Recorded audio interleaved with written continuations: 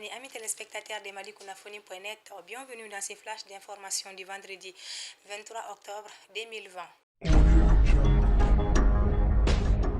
Selon nos informations, hier jeudi 22 octobre 2020, nos forces armées et de défense, les FAMA, auraient réussi à libérer la localité de Farabougou, qui était depuis des semaines assiégée par un groupe de terroristes. Cette opération de libération a été dirigée par le vice-président de la transition, le colonel Assimi Goïta, qui avait à ses côtés le commandant du secteur 5 de l'opération Maliko, le colonel Didier Dambélé, ainsi que plusieurs officiers maliens. L'entrée dans le village de Farabougou a été possible grâce à l'aviation malienne qui a largué des forces spéciales. Selon cette même source, l'opération se serait déroulée sans aucun incident. Les quelques blessés civils ont été évacués à Ségou par l'aviation malienne. Dans une déclaration, le colonel Assimi Goïta a rassuré les populations de ce que les femmes ne vont jamais les abandonner sous la terreur des terroristes. Nous continuerons à sécuriser toute l'étendue du territoire pour permettre aux populations de circuler librement, avait-il déclaré. Attendu chez nous au Mali, où il devrait effectuer une visite de travail avec les nouvelles autorités de la transition, le ministre français des Affaires étrangères a dû reporter son voyage en raison d'une panne technique. En effet, le chef de la diplomatie française, Jean-Yves Le Drian, doit rencontrer le dimanche prochain à Bamako les autorités de transition afin de travailler à la relance des accords de paix d'Alger de 2015. Hier, jeudi, en la faveur d'une conférence de presse, les responsables du mouvement politique Espoir Malikoura se sont prononcés sur la situation sécuritaire de notre pays, principalement la situation du village de Farabou. Le cinéaste Cheikh Oumar Sissoko, coordinateur du mouvement, en a profité pour appeler à un sursaut national pour sauver notre patrie en danger. Il a aussi émis le vœu que le pôle économique et financier fasse les audits des services publics afin de renflouer les caisses de l'État. Le régime précédent a détourné les ressources financières nécessaires à cela. Et nous pensons que le nouveau pouvoir doit faire face à cela et rapidement en dotant l'armée des moyens militaires adéquats, a-t-il insisté.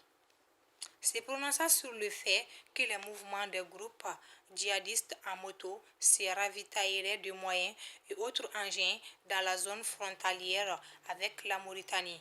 Cheikh Oumar Sissoko considère pour sa part que le président de la transition et le ministre des Affaires étrangères doivent interpeller les autorités mauritaniennes sur cette question, et de même avec l'Algérie sur les mouvements du chef du groupement de soutien à l'islam et aux musulmans, Yad Agali. Il a demandé que la liste électorale soit révisée en prélude aux élections à venir.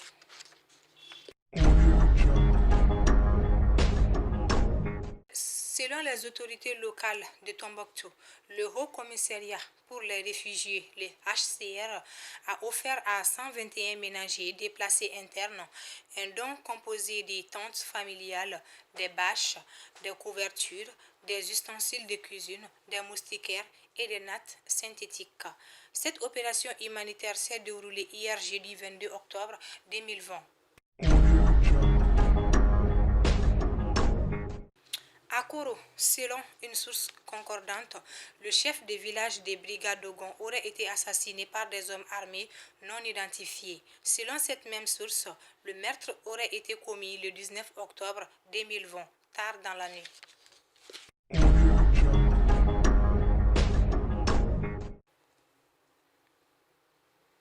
Côte d'Ivoire. À 2 jours de l'élection présidentielle, la tension monte d'un cran. C'est pour calmer les ardeurs qu'une mission de médiation de la CEDEAO s'était rendue à Abidjan les 18 et 19 octobre. Elle avait rencontré le gouvernement ainsi les poids lourds de la scène politique que sont le PDCI et le FPI. Le gouvernement ivoirien a fait un geste en proposant des aménagements de la Commission électorale indépendante CEI, ouverture que les opposants ont refusée et se campent toujours sur leurs revendications.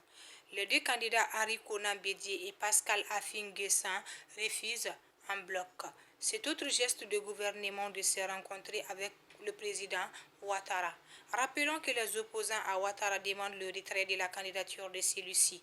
La réforme de la CEI et du Conseil constitutionnel, l'audit de la liste électorale, le retour des exilés et la libération des prisonniers politiques.